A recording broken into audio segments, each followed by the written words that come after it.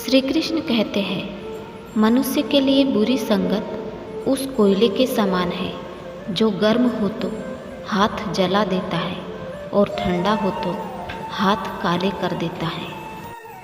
अच्छे संस्कार व्यक्ति में अच्छे चरित्र का निर्माण करते हैं और बुरी संगत व्यक्ति के बुरे भविष्य का निर्माण करती है। बीता हुआ कल जीवन को समझने का एक अच्छा मौका है। आने वाला कल जीवन को जीने का दूसरा मौका है।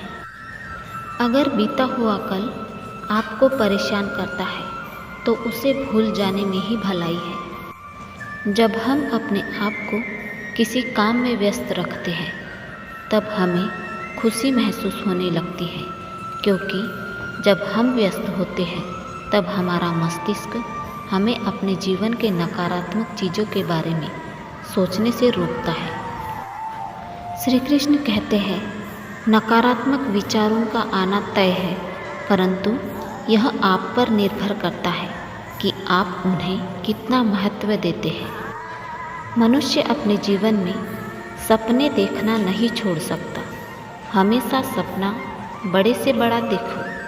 चांद नहीं मिला तो क्या हुआ, आसमान तक तो पहुँचोगे। यदि आप चाहते हैं कि सभी आपसे प्रेम करें तो पहले प्रेम की शुरुआत खुद से ही करनी होगी, क्योंकि प्रकृति का नियम है, जो बोओगे वही पाओगे। इंसान की पहचान करनी हो तो सूरत से नहीं बल्कि चरित्र से करिए, क्योंकि सोना अक्सर लोहे की तिजोरी में ही रखा जाता है। इंसान को अकेलेपन की भावना तब नहीं होती जब इंसान सच में अकेला होता है। ये भावना तब आती है जब वास्तव में कोई उसकी परवाह करना बंद कर देता है। जिंदगी में आगे बढ़ना है तो सहारों पर नहीं, खुद पर विश्वास करो, क्योंकि सहारे कितने भी सच्चे और अच्छे हो, एक ना एक दिन साथ छोड़ ही देते हैं। कभी किसी के सामने अपनी सफाई पेश मत करो, क्योंकि जिसे तुम पर यकीन है उसे सफाई देने की ज़रूरत नहीं है, और जिसे तुम पर यकीन नहीं वो तुम्हारी बात मानेगा नहीं। जो चीज़ आपके हाथ में नहीं है उसके विषय में चिंता करके कोई फायदा नहीं है। श्री कृष्ण कहते हैं, परिस्थिति चाहे जैसी भी हो, परिस्थिति का सामना 3 प्रकार से कर सकते हैं। पहला, या तो उसे स्वीकार कर लेना। अगर स्वीकार नहीं कर सकते तो उसे बदलने की कोशिश करें, और अगर बदल भी नहीं सकते तो उसे नियति पर छोड़ दें। श्री कृष्ण कहते हैं, जिस मनुष्य के कर्म अच्छे हो उसके साथ ईश्वर खड़े रहते हैं। जिंदगी में दर्द नहीं होता तो खुशियों की कीमत भी नहीं होती। अगर सब कुछ मिल जाता हमारे चाहने से तो दुनिया में ऊपर वाले की ज़रूरत नहीं होती।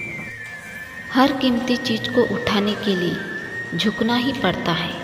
माँ और पिता का आशीर्वाद भी इनमें से एक है।